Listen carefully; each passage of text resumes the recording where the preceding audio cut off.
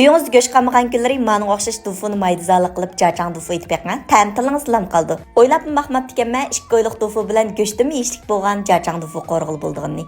Mifallar bilan yeyishingizga intayin mos keldi. Buni qanday qatdimki, qiynamiz birlikda o'rganaylik. Avval muvofiq miqdorda dufuni videoda ko'rsatgan bo'yicha 4 jas qilib to'g'rab tayyorlab olamiz. Endi buni 3 bulan holatda to'g'rab tayyorlab olgandan keyin mayga silib sarg'aytib elib olamiz. Undan keyin sinjang samsaq so'm piyozlarni videoda ko'rsatgan bo'yicha ushshaq to'g'rab olamiz.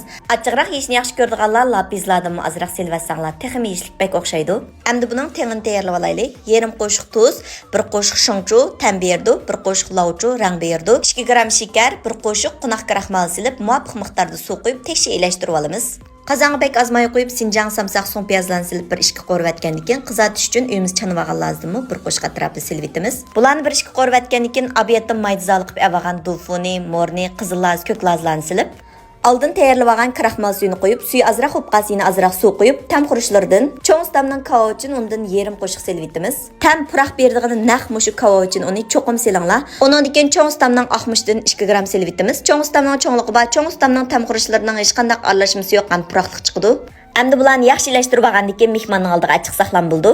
Mushunga o'xshash oila taomlardan 60 xil dars tayyorladim, faqat 10 qo'y bilan o'rganalaysiz. Ketarlik materiallardan tatib tafsili so'zlab o'rgatib qo'yman. Dars tizimlatmoqchi bo'lsangiz, Undidar Nazi 7733 ekran tutki nomeri shu.